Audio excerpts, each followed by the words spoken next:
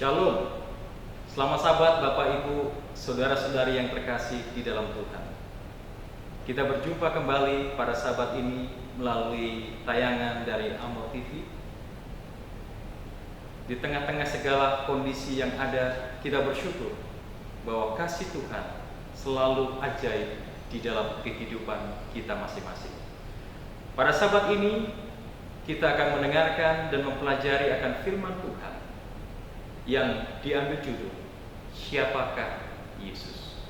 Sebelum kita akan merenungkan firman Tuhan, mari kita bersatu di dalam doa. Tuhan Bapa kami di surga, pada saat ini Tuhan, ketika kami akan merenungkan firman Tuhan, kiranya urapan Roh-Mu menjadi bagian kami.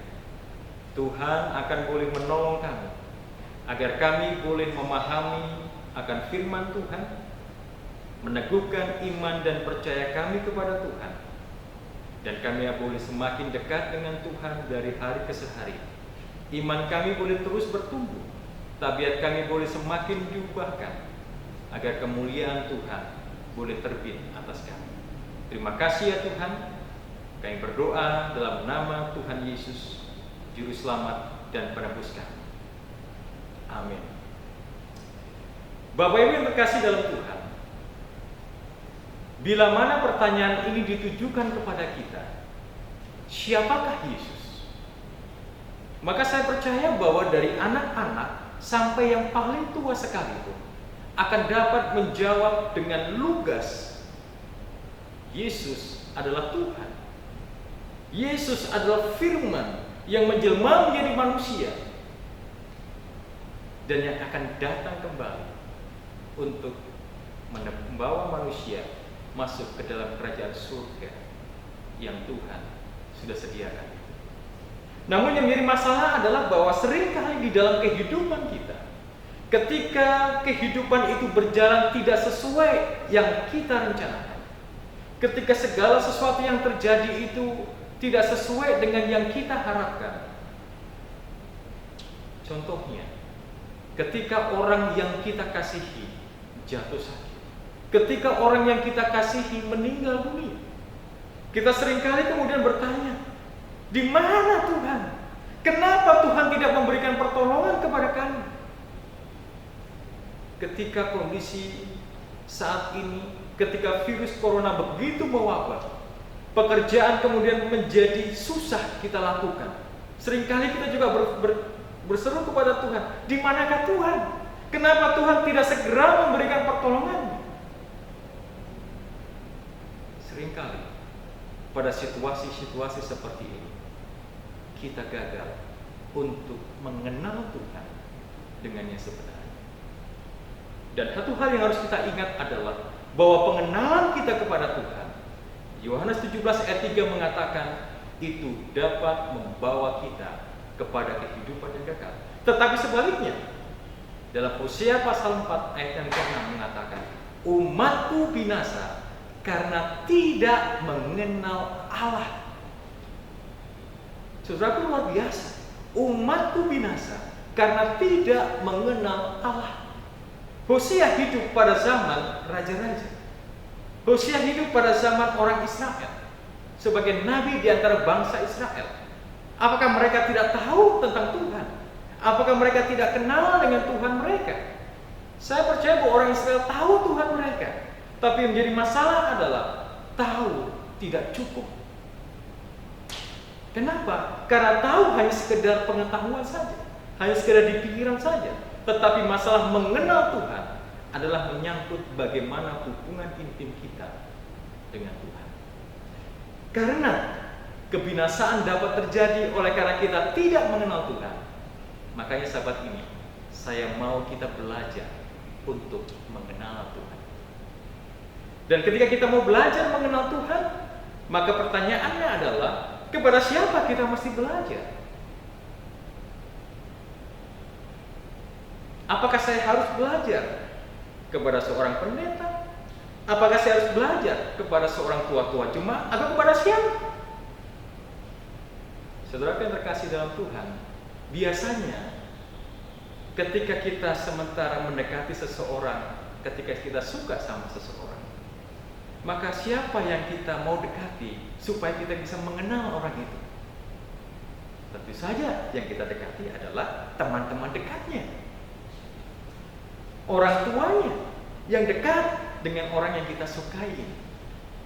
Dan ketika kita harus mengenal siapa Allah kita, mengenal siapa Yesus itu, maka kita harus belajar juga bertanya kepada orang yang kenal siapa Yesus itu. Dan ketika Yesus masih di dunia ini, ada satu orang murid yang sangat dikasihi. Dan saudara tahu siapa itu? Dia adalah Yohanes yang kekasih. Seorang yang dekat dengan Yesus. Seorang yang kemana-mana Yesus pergi, dia selalu ada bersama dengan Yesus. Bahkan ketika Yesus disalibkan sementara murid yang lain sembunyi, Yohanes ada dekat kaki Yesus. Artinya, kalau kita mau mengenal Yesus, maka kita harus melalui Yohanes yang kekasih itu. Di dalam Injil Yohanes pasal 20 ayat 30 dan 31, Yohanes, murid yang terdekat dengan Yesus, mengatakan, memang masih banyak tanda lain yang dibuat Yesus di depan mata murid-muridnya yang tidak tercatat dalam kitab ini. Apa maksudnya? Kita bisa lihat bahwa Yohanes mengatakan ada banyak tanda lain yang Yesus sudah perbuat di depan murid-muridnya, tetapi tidak dicatat dalam kitab ini. Kitab apa itu? Injil Yohanes. Tetapi semua yang tercantum di sini telah dicatat supaya kamu percaya bahwa Yesuslah Mesias, Anak Allah, dan supaya kamu oleh imanmu memperoleh hidup dalam namanya. Jadi Yohanes mencatat di sini bahwa ada banyak mujizat yang Yesus lakukan yang tidak dituliskannya di dalam Injil Yohanes. Tetapi yang dicatat di dalam Injil Yohanes itu akan membawa kita kepada pengenalan tentang Kristus, dan kita percaya bahwa Yesus adalah Mesias, Anak Allah, dan supaya dengan iman kita kepadanya, kita akan memperoleh hidup di dalam namanya. Ayat yang lain yang Yohanes tuliskan adalah dalam Yohanes pasal 21 ayat 25. Dikatakan di sini, masih banyak hal-hal lain lagi yang diperbuat oleh Yesus. Tetapi jikalau semuanya itu harus dituliskan satu persatu, maka agaknya dunia ini tidak dapat memuat semua kitab yang harus ditulis itu. Saudara, luar biasa pernyataan dari Yohanes bahwa ada banyak hal lain yang diperbuat oleh Yesus, dan seandainya semua dituliskan satu persatu, maka dunia tidak dapat memuat semua kitab itu. Cocoklah Lakusion kita mengatakan bahwa langit tak dapat muatkan akan kasih Allah apabila setiap orang dapat menuliskan kasih Allah.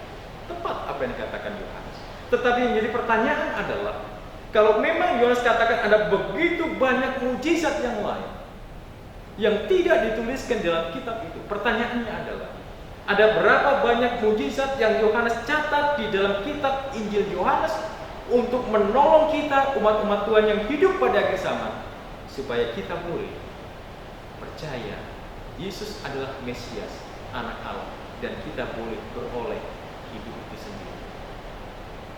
Bapak Ibu yang terkasih dalam Tuhan, bila mana kita menggali di dalam kitab Injil Yohanes, yang dikatakan tadi ada banyak mujizat yang Yesus lakukan, ternyata kalau kita balik-balik kitab Yohanes, di dalam Injil Yohanes, kita hanya temukan 7 mujizat yang Yesus perbuat, yang ditulis di dalam kitab Injil Yohanes.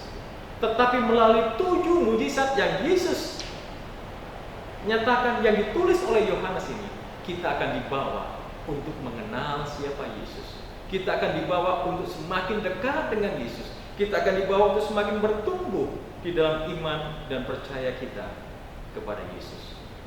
Mujizat yang pertama yang dicatat di dalam Injil Yohanes, saudara dapat buka di dalam Yohanes pasal yang kedua. Tidak perlu kita baca pada saat ini, tapi nanti boleh kita pelajari sesudah mendengarkan khotbah ini. Yohanes pasal kedua mencatat tentang mujizat pertama yang Yesus adakan, yaitu Dia merubah air menjadi anggur. Peristiwanya adalah sementara Yesus bersama dengan mamanya, ibunya, bersama dengan murid-muridnya dan saudara-saudaranya menghadiri sebuah pesta pernikahan di Kana. Pada waktu itu, tanpa diduga, anggur yang untuk disajikan kepada para tamu yang hadir kehabisan. Saya tidak tahu bagaimana itu terjadi, karena sebagai seorang pemilik pesta, saya percaya bahwa tuan rumah pasti sudah menyediakan yang terbaik. Tetapi saya tidak tahu bagaimana kemudian yang terjadi adalah anggur itu habis. Dan ketika anggur itu habis, maka Maria mendengar pergunjingan yang ada dan dia kemudian datang kepada Yesus agar Yesus boleh menolong si tuan pesta ini. Tetapi jawaban yang Yesus berikan kepada Maria sungguh-sungguh di luar nalar kita, bahwa dia katakan bahwa, "Hei wanita, apakah urusanmu denganku? Saatku belum tiba." Saudara, bila mana kita membaca ayat ini di dalam bahasa Indonesia, kita akan bisa melihat bahwa seolah-olah apa yang dikatakan Yesus sangat tidak sopan kepada ibunya. Tetapi kalau kita baca di dalam bahasa Inggrisnya, bahwa khususnya di dalam New International Version, dia mengatakan, "How does that concern us, dear lady?" Jesus asked her, "My time hasn't come yet." Dalam arti kata bahwa dia memberikan satu penghormatan kepada ibu, bahwa apa yang ibunya sementara kehendaki pada waktu itu. Saudaraku, kata-kata "apa yang kau kehendaki" itu seringkali ditanyakan oleh setan pada saat Yesus mengusik akan otoritasnya. What does this have to do with me? Frase ini ditulis 5 kali di dalam Perjanjian Baru, dan setiap kali itu diucapkan oleh iblis kepada Yesus ketika Yesus masuk ke ruang wilayah kendalinya dengan menggunakan kuasa yang ada pada Yesus. Ketika Yesus menjawab Maria pada waktu itu, Yesus sementara mengatakan, "Tidak seharusnya engkau mendesakku melakukan suatu keajaiban di sini. Ini bukan bagianmu. Ini adalah otoritasku. Ini bukan bagianmu." Kenapa? Karena waktuku belum tiba. Waktu apa itu? Waktu penyaliban Yesus.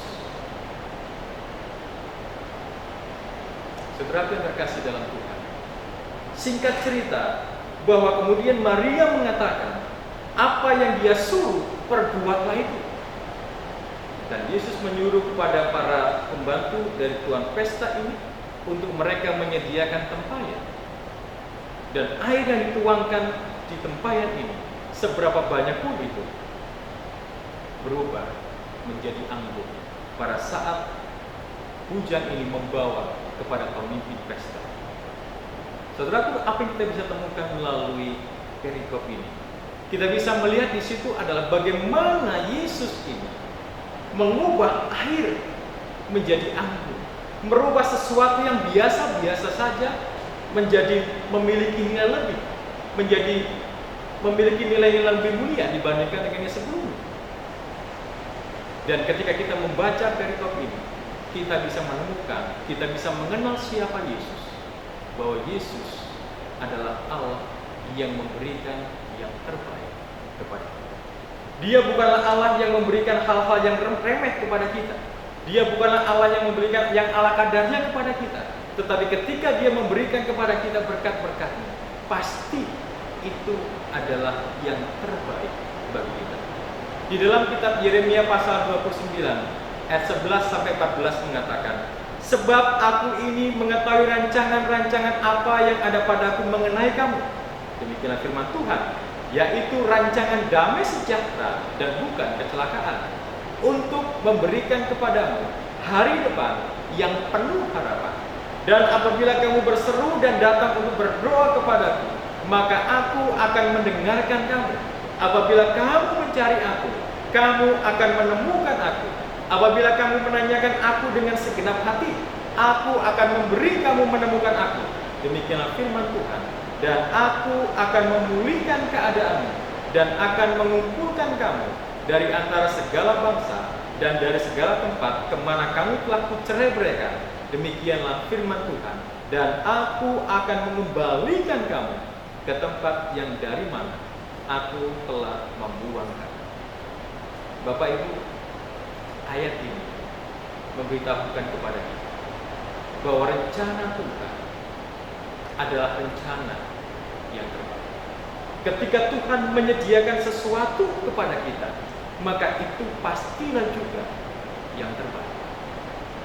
Terkadang di dalam kehidupan rumah tangga kita banyak protes.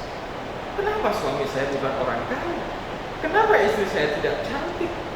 Kenapa pacar saya hidungnya mancung ke dalam? Atau kenapa anak-anak kita kok tidak terlalu pintar? Seringkali kita bergumul kepada Tuhan, seringkali kita protes kepada Tuhan. Tapi percaya kepada semua yang Tuhan berikan kepada kita pastilah yang terbaik. Mungkin suami kita bukanlah suami yang dapat menghasilkan uang yang banyak, tetapi dengan tanggung jawabnya, dengan kasih sayangnya, pastilah dia yang terbaik yang Tuhan berikan. Mungkin istri saya bukan wanita yang tercantik yang pernah ada, tetapi dengan kelemah lembutannya, dengan pelayanannya kepada suami, dengan kasih sayangnya kepada anak-anak, pastilah dia pemberian Tuhan yang terbaik kepada kita. Mungkin juga bagi orang muda, pacar kita mungkin tidak cantik, tetapi ketika Tuhan berikan kepada kita untuk masa depan kita, untuk calon istri kita, pastilah itu yang terbaik, yang seringkali pada saat ini kita tidak dapat melihat. Dalam arti kata, mujizat pertama yang diadakan di sini pasti adalah untuk menolong kita memahami betapa baiknya Tuhan itu kepada masing-masing kita. Ketika Dia memberi kepada kita pemberian yang pasti yang terbaik. Lukas pasal 11 ayat 11 sampai 13 lebih lanjut mengatakan, Bapa manakah di antara kamu jika anaknya minta ikan daripadanya akan memberikan ular kepada anaknya itu ganti ikan? Atau jika ia minta telur akan memberikan kepadanya kalajengking? Jadi jika kamu yang jahat tahu memberi pemberian yang baik kepada anak-anakmu, apalagi Bapamu yang di surga, Ia akan memberikan Roh Kudus kepada mereka yang meminta kepadanya. Sungguh satu janji yang indah yang bahwa kalau Bapa di dunia ini tahu memberikan yang baik kepada anak-anaknya, Bapa kita di surga pasti akan memberikan yang terbaik bagi Bapak, Ibu, dan juga saya.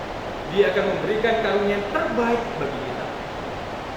Itulah sebabnya kita dapat memandang bahwa Yesus Allah kita adalah Allah yang memberikan yang terbaik bagi kita. Mujizat yang kedua dicatat oleh Yohanes adalah di dalam Yohanes pasal 4 ayat 46 sampai dengan ayat yang ke-56. Kalau kita baca perikop ini, kita akan bisa menemukan bagaimana Yesus kemudian menyembuhkan anak pegawai istana yang saat itu menderita sakit, bahkan dia hampir mengalami yang namanya kematian. Tetapi kemudian Yesus bertemu dengan pegawai istana ini. Pada waktu Yesus bertemu dengan pegawai istana ini, dia katakan kepada pegawai istana ini, kalau tidak ada tanda ada mujizat, maka engkau tidak percaya. Saudaraku, kenapa itu didahului dengan pernyataan itu? Karena ternyata adalah bahwa pegawai istana ini mewakili bangsa Yahudi secara keseluruhan. Bahwa mereka baru bisa percaya kalau mereka melihat tanda atau mujizat. Mereka tidak atau sukar untuk percaya ketika tidak ada tanda atau mujizat. Itulah sebab Yesus katakan bahwa kalau ada tanda baru engkau percaya. Dan Yesus kemudian mengatakan kepada pegawai istana itu, pergilah, anakmu hidup. Dan yang luar biasanya adalah bahwa pegawai istana itu tidak tunggu lama. Dia percaya apa yang dikatakan oleh Yesus. Ketika Yesus katakan bahwa anakmu hidup, maka dia segera Dan sementara dia pulang ke rumah, ketika masih dalam perjalanan, dia ditemui oleh hamba-hambanya yang bekerja di rumahnya dan memberikan kabar bahwa anaknya itu hidup. Ketika dia tanya, jam berapakah anak ini hidup? Maka mereka jawab pukul 1 siang. Dan pegawai istana melihat bahwa tepat pada waktu Yesus katakan, pergilah anakmu hidup, pada waktu itu juga anaknya ini bangkit dari kematian. Dan yang terjadi adalah bahwa dia dan keluarganya menjadi percaya kepada Yesus. Saudara, apa yang kita bisa temukan di sini? Bahwa Yesus adalah Allah yang tidak dapat dibatasi oleh ruang yang ada. Sekalipun jarak antara Yesus dengan rumah dari hamba ini, dari pegawai istana itu tidaklah dekat, tetapi kuasanya ketika mengatakan itu dapat langsung tiba dan anak yang mati itu kemudian dibangkitkan. Seberapa apa yang bisa kita lihat dari sini adalah bahwa inilah Tuhan kita. Allah kita tidak dibatasi oleh ruangan gereja. Dimanapun kita saat ini beribadah, berseru memanggil namanya, Tuhan mendengar itu. Dan dimanapun kita berdoa meminta pertolongannya, Tuhan dengar itu. Itulah sebabnya di gereja kita juga diadakan doa berantai. Dimanapun kita berada, ketika doa ini kemudian dijalankan, maka kita boleh terhubung satu sama lain. Kita tetap terikat di dalam persekutuan itu. Karena Allah kita tidak dibatasi oleh ruangan yang ada. Mungkin saudara kita ada yang sakit di rumah sakit pada saat ini. Sementara kita berdoa dimanapun kita berada, maka di sana pun Tuhan dapat bekerja untuk memberikan pertolongan kepada mereka. Saudara yang terkasih dalam Tuhan, kita diminta untuk berdoa bagi seluruh umat manusia yang ada di atas dunia ini berkenaan dengan COVID-19. Mungkin kita berpikir bagaimana doa bisa sampai dan Tuhan boleh menjamah umat-umat Tuhan di seluruh dunia ini. Tetapi itulah rahasia yang terjadi, bahwa Allah kita tidak dapat dibatasi oleh ruangan. Di sini kita berdoa, di mana-mana Tuhan akan turut bekerja untuk melakukan keajaiban, menjamah anak-anak. Yang menjadi masalah adalah seringkali kita memasukkan Tuhan ke dalam sebuah mereka. Kita memberikan batasan-batasan kepada Tuhan.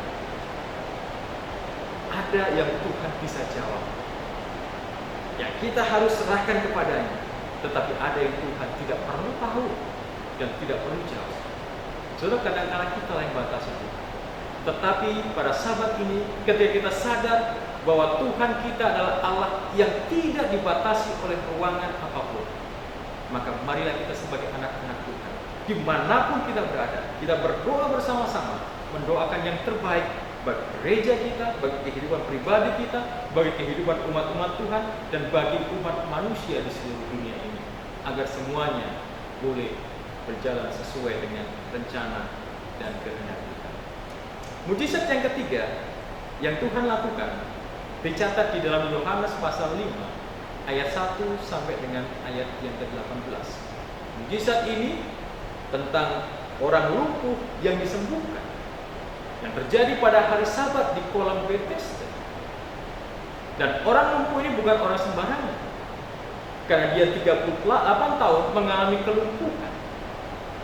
Tapi dia berada di tepi kolam Bethesda ini karena dia mendengar satu kabar bahwa setiap orang ketika kolam itu berguncang, maka yang pertama kali masuk, maka dia akan disembuhkan. Dan itulah sebabnya selama puluhan tahun dia berada di tepi kolam itu mengharapkan kesembuhan pada saat kolam itu bergoncang. Masalahnya adalah dia seorang yang lumpuh. Sementara di kolam itu, di tepi kolam itu ada banyak orang yang mengalami sakit yang tidak terlalu parah. Mungkin salah satunya sakit paru, atau mungkin sakit flu biasa. Tetapi ketika kolam itu bergoncang, maka mereka bisa berlari cepat, maka mereka akan disembuhkan. Sementara bagi orang yang lumpuh ini adalah masalah besar, karena dia tidak akan bisa cepat masuk ke dalam kolam itu. Itulah sebabnya bahwa dia susah untuk masuk ke kolam sampai akhirnya dia susah untuk sembuh. Tetapi pada Sabat itu suatu mujizat terjadi di dalam kehidupannya. Kenapa? Karena Yesus datang ke kolam itu. Yesus datang dan kemudian dia bertemu dengan orang yang lumpuh ini dan dia bertanya, maukah engkau sembuh? Satu pertanyaan yang luar biasa. Yesus tanyakan, maukah engkau sembuh? Saudara, kalau saya sakit, kalau saudara sakit, ditanyakan, maukah engkau sembuh? Jawaban kita pasti apa? Mau, pasti itu. Tetapi berbeda dengan orang lumpuh ini. Bukannya dia menjawab, mau saya sembuhkan, tapi dia memberikan argumen kepada Tuhan. Dia katakan, Tuhan, tidak ada orang yang menurunkan aku ke dalam kolam apabila airnya mulai goncang. Dan sementara aku menuju ke kolam itu, orang lain sudah turun mendahului aku. Saudara yang terkasih dalam Tuhan, seringkali jawaban pola pikir dari orang lumpuh ini juga menjadi bagian. Seringkali kita mempersalahkan orang lain akan apa yang terjadi di dalam kehidupan. Seringkali kita mencari kambing hitam terhadap masalah-masalah yang kita alami di dalam kehidupan kita. Seringkali kita bertanya-tanya, kesalahan si ini, kesalahan si itu, dan lain sebagainya. Tetapi yang Tuhan mau, yang Dia berikan pertanyaan kepada orang lumpuh itu adalah, maukah engkau sembuh? Seharusnya jawaban yang Dia berikan adalah, aku mau. Tetapi pada waktu itu Dia belum sampaikan. Tetapi Yesus kemudian mengatakan kepada orang lumpuh ini, bangunlah, angkatlah tilammu, dan berjalanlah. Ketika dia mendengar perkataan Yesus itu, dia tidak tunggu lama, dia langsung melompat, dan ternyata dia boleh berdiri, bahkan berjalan, dan dia pulang ke rumahnya. Saudara yang terkasih dalam Tuhan, apa yang dicatat di dalam kitab ini, perikop ini memberitahukan kepada kita bahwa Tuhan Yesus adalah Allah yang berkuasa atas waktu. 38 tahun orang lumpuh ini lumpuh, tetapi hanya seketika, beberapa detik ketika Yesus katakan bangunlah, angkatlah tilammu dan berjalanlah, maka orang lumpuh itu akhirnya dapat berjalan. Ini menandakan bahwa Tuhan kita tidak dapat dibatasi oleh waktu. Seringkali di dalam kehidupan kita, banyak sekali kita bergumul kepada Tuhan. Tuhan, kenapa Engkau enggak mendengar doaku? Tuhan, kenapa Engkau enggak menjawab doaku? Seringkali kita mempersalahkan Tuhan atas segala yang terjadi dalam kehidupan kita. Sama seperti orang lumpuh itu, 38 tahun dia terus mencari kesembuhan. Boleh jadi dia sudah putus asa sampai akhirnya dia bertemu dengan Yesus. Tetapi Allah kita adalah Allah yang berkuasa atas waktu. Kita tidak tahu kapan Tuhan menjawab doa kita. Ketika kita berseru supaya Tuhan boleh menolong agar virus COVID-19 ini boleh segera disirnakan dari muka bumi ini.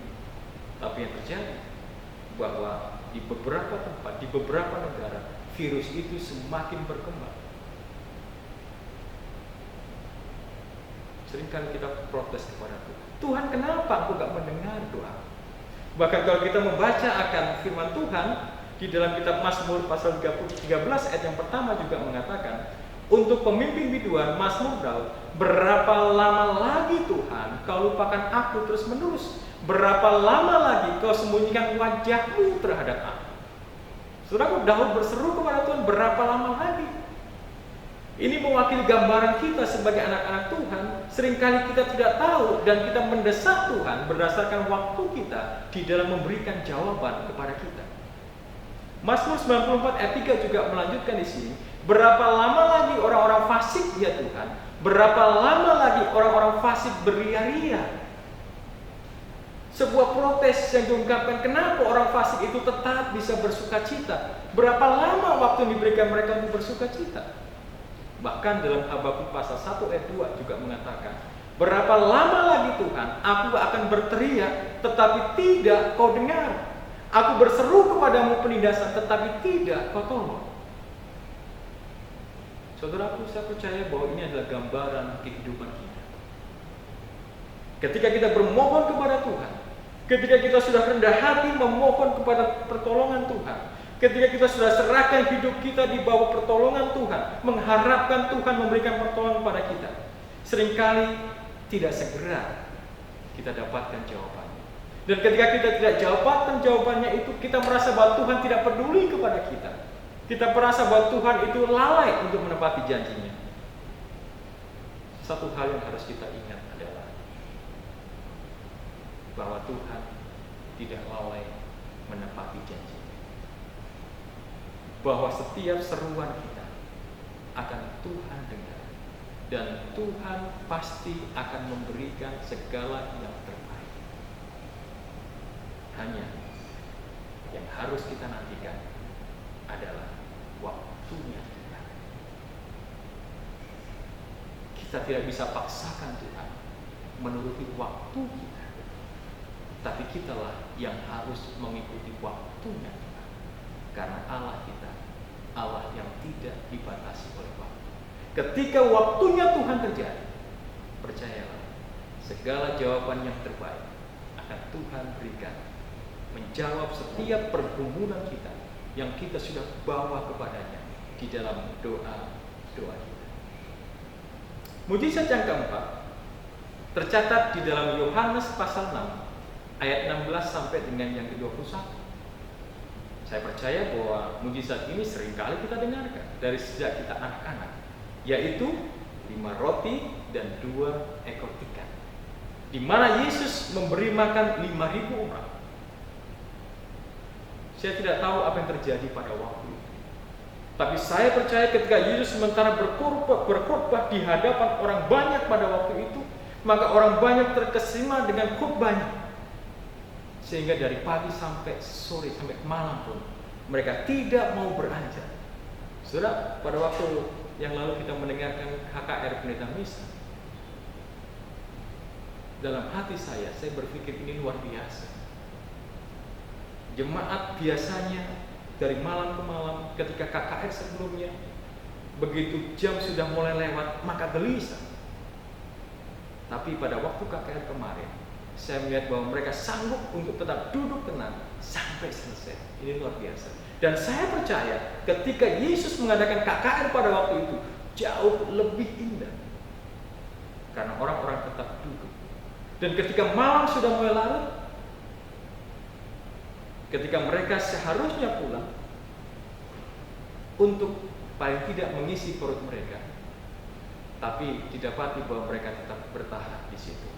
Dan disinilah awal dari kisah ini, bahwa tidak ada cukup uang untuk memberikan makanan kepada begitu banyak orang.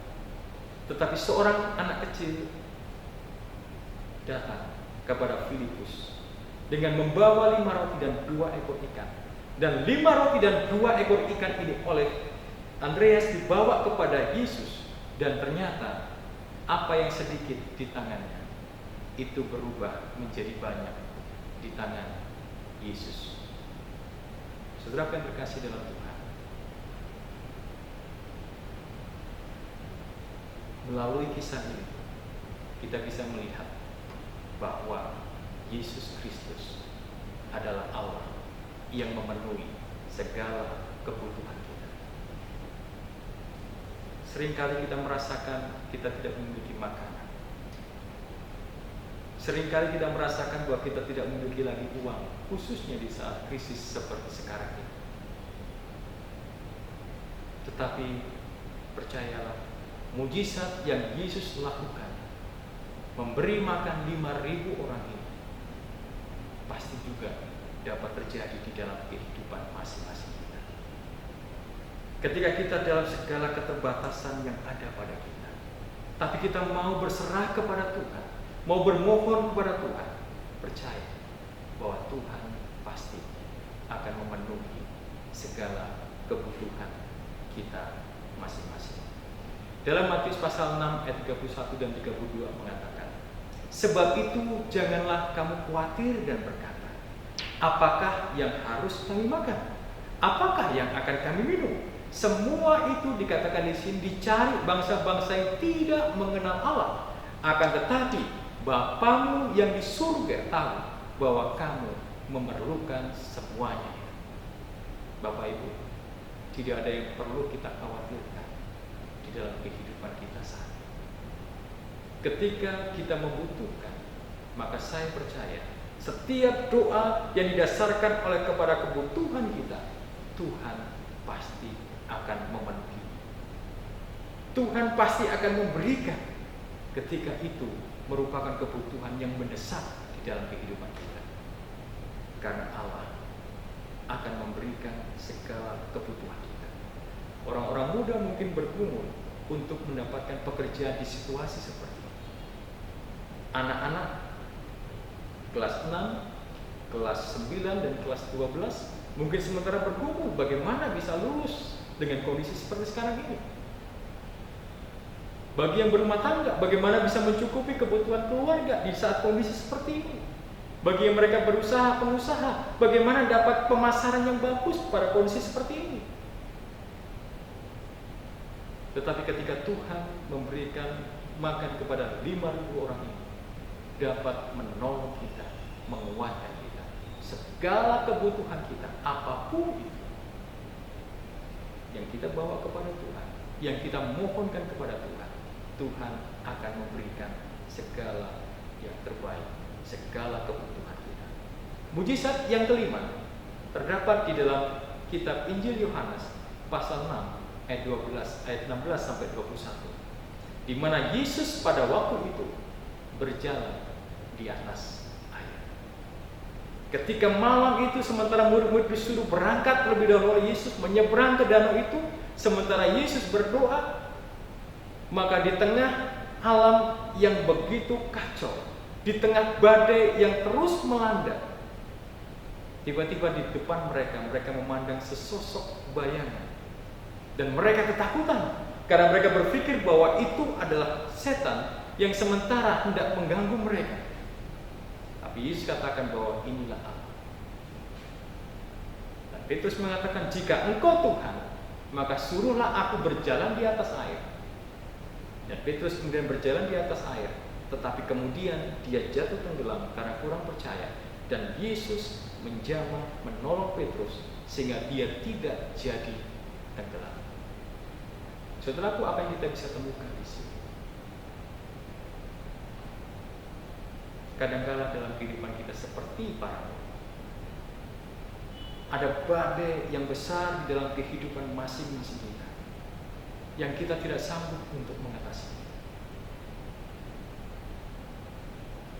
Tapi melalui kisah ini, kita dapat melihat tidak ada yang perlu kita khawatirkan. Kenapa? Karena Yesus Tuhan kita adalah Allah yang berkuasa atas langit dan bumi. Ulangan 4 ayat 39 mengatakan, sebab itu ketahuilah hari ini dan camkan bahwa Tuhanlah Allah yang di langit di atas dan di bumi di bawah, tidak ada yang lain. Yesus adalah Tuhan Allah yang di langit dan juga di bumi, tidak ada Allah yang lain. 1 Tawarik 16 ayat 31 mengatakan, biarlah langit bersukacita dan bumi bersorak-sorai, biarlah orang berkata di antara bangsa-bangsa, Tuhan itu Raja. Dikatakan bahwa langit bersukacita, bumi bersorak-sorai, mengagungkan Tuhan. Kenapa? Karena Tuhan adalah Allah atas langit dan bumi. Lebih lanjut dalam Ayub pasal 9 ayat 5 sampai 8 mengatakan, dialah yang memindahkan gunung-gunung dengan tidak diketahui orang, yang membongkar bangkitkannya dalam murkanya, yang menggeserkan bumi dari tempatnya sehingga tiangnya bergoyang-goyang, yang memberi perintah kepada matahari sehingga tidak terbit dan mengurung bintang-bintang dengan meterai, yang seorang diri membentangkan langit dan melangkah di atas gelombang-gelombang laut. tegas sekali ayat ini mengatakan bahwa Allah kita itu bukan Allah yang biasa. Allah kita itu adalah Allah yang luar biasa, karena dialah yang mengendalikan segala sesuatu yang ada di dunia ini, bahkan di dalam alam semesta ini. Coba kita bayangkan seandainya bumi kita ini berhenti berputar pada porosnya, berhenti berputar mengelilingi matahari. Saya tidak tahu apa yang terjadi. Pasti kiamat.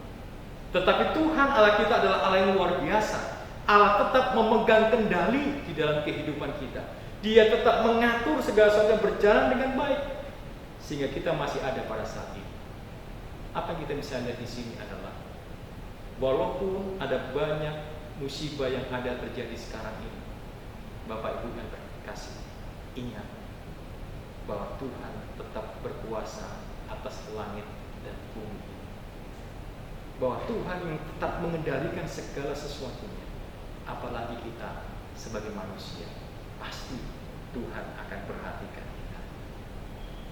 Mujizat yang keenam dicatat dalam Yohanes pasal 9 ayat 1 sampai 41, yaitu mujizat menyembuhkan orang buta sejak lahirnya. Ketika ada orang buta sejak lahir, maka yang jadi masalah di sana adalah bahwa para murid bingung. Guru, siapa yang bersalah? Apakah ini karena orang tuanya, atau karena kesalahan dia sendiri, atau karena apa? Dan Yesus mengatakan di sana, bukan karena dia, bukan karena dosa orang tuanya, tetapi supaya rencana Allah digenapi dalam kehidupan. Apa itu? Tuhan menyembuhkan dan nama Tuhan yang dimuliakan di dalamnya. Saudara terkasih, ketika virus corona ini terjadi saat ini, banyak orang mempersalahkan orang-orang yang ada di Wuhan yang suka makan kelelawar. Tetapi sebagian yang lain mencari penyebab kenapa virus corona ini terjadi. Dan banyak mengatakan bahwa itu adalah bentuk senjata kimia yang digunakan untuk melemahkan musuh-musuh yang ada. Bahkan ketika beberapa waktu lalu saya berbicara dengan seorang tukang becak, dia katakan, Pak, virus corona ini adalah serangan dari negara-negara yang dia tidak dapat masuk ke Indonesia, maka mereka masukkan virus corona ke Indonesia untuk memperlemah negara kita. Saya kaget ketika saya mendengarkan pernyataan dari seorang tukang becak ini. Tetapi apapun itu penyebabnya, kita tidak perlu tahu, kita tidak perlu mencari tahu kesalahan siapakah yang menyebabkan ini terjadi. Sama seperti orang buta, tidak perlu tahu siapa yang berdosa sehingga kemudian dia dilahirkan buta. Tetapi yang perlu kita lakukan adalah melalui peristiwa ini, melalui mujizat ini, kita dapat melihat bahwa Allah kita adalah Allah yang sanggup memenuhi segala kebutuhan kita. Allah yang dapat menjawab segala pergumulan kita, karena Dia adalah jawaban dari setiap pergumulan. Ketika seorang jatuh ke dalam dosa, maka 1 Yohanes 1 ayat 9 mengatakan, jika kita mengaku dosa kita, Ia adalah setia dan adil. Ia akan mengampuni segala dosa kita dan menyucikan kita dari setiap pelanggaran. Ketika kita di dalam masalah-masalah, kenapa Tuhan izinkan terjadi? Kenapa dan kenapa? Pertanyaan-pertanyaan yang terus-menerus muncul itu ada. Maka Roma pasal 8 ayat 28 mengatakan, kita tahu sekarang bahwa Allah turut bekerja dalam segala sesuatu untuk mendatangkan kebaikan bagi mereka yang mengasihi Dia, yaitu bagi mereka yang terpanggil sesuai rencananya. Kita bisa melihat di sini bahwa Allah kita memiliki jawaban untuk setiap pertanyaan-pertanyaan yang kita ajukan, yang boleh jadi kita tidak temukan jawabannya saat ini.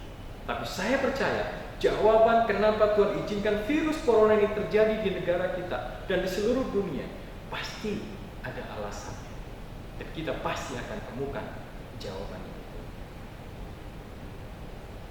Mujizat yang terakhir dicatat dalam Yohanes pasal 11 ayat 1 sampai 48. Saudara dapat membaca kisah ini dan saudara pasti bisa temukan bahwa kisah itu berbicara tentang Lazarus, seorang yang dikasihi oleh Yesus, tapi kemudian dia mengalami sakit dan kemudian mengalami kematian.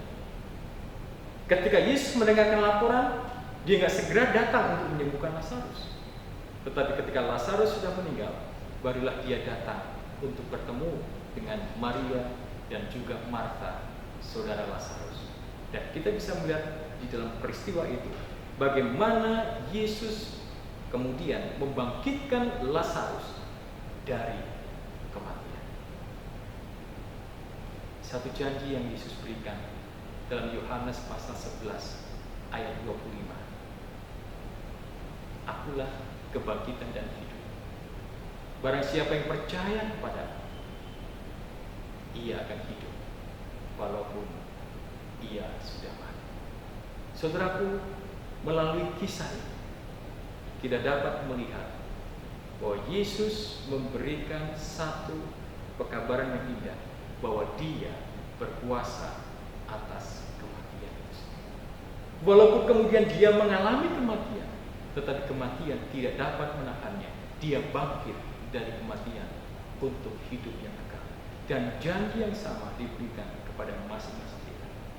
Saya tidak tahu apa yang terjadi dengan kehidupan saya besok, lusa, minggu depan, bulan depan, dan seterusnya. Saya percaya juga saudara tidak tahu apa yang terjadi dalam kehidupan kita.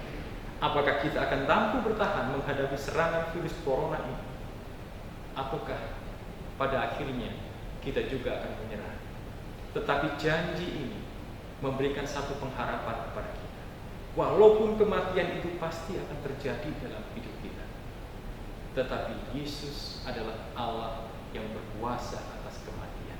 Dialah pemilik hidup itu. Dia akan membangkitkan kita, dan kita akan boleh menikmati sukacita hidup kekal bersama-sama dengan Dia di dalam kerajaan surga. Sahabat, ini pertanyaan ditujukan kepada kita. Siapakah Yesus itu? Dan Yohanes memberikan jawaban untuk kita boleh percaya itu, bahwa Yesus adalah Tuhan yang memberikan yang terbaik kepada kita. Bahwa Yesus adalah Tuhan yang tidak dibatasi oleh ruang. Bahwa Yesus adalah Tuhan atas waktu. Dia dapat memberikan jawaban sesuai dengan waktunya yang terbaik bagi kita. Bahwa Yesus adalah Tuhan yang mencukupkan segala kebutuhan kita.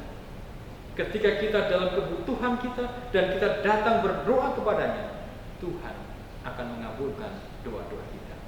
Dan Yesus adalah Tuhan yang mengatasi langit dan bumi. Itu sebabnya kita tidak perlu khawatir. Langit dan bumi di bawah kendalinya, kita pun akan dalam perlindungannya. Dan Yesus juga adalah Tuhan jawaban atas semua kebutuhan kita. Pertanyaan-pertanyaan yang kita terus ajukan, yang kita tidak tahu kemana kita mencari jawab, Dia adalah jawaban. Masalah dosa, Dia jawaban. Masalah kehidupan kita, kebutuhan kita, Dialah jawaban. Dan yang terakhir adalah bahwa Yesus adalah Tuhan atas orang hidup dan juga orang mati. Dialah pemilik kehidupan kita. Dialah Allah yang akan membangkitkan kita ketika kita percaya kepadanya. Kematian tidak akan membelenggu kita selamanya. Dia akan bangkitkan dan berikan kehidupan kekal bagi kita untuk selama-lamanya di dalam kerajaan surga. Sebagai bagian penutup, saya rindu untuk membacakan sebuah rekomendasi dari Asosiasi Konselor dan Psikolog Kristen sehubungan dengan wabah corona yang saat ini terjadi. Ada beberapa nasihat yang mereka berikan. Yang pertama adalah isolasi diri Anda dari berita-berita tentang virus. Semua yang perlu kita ketahui, kita sudah tahu. Jadi saya berharap kita boleh mengisolasi diri kita. Jangan lagi kita bagikan pemberitaan tentang corona itu di media-media yang ada, apalagi itu di media gereja, resmi gereja. Kenapa?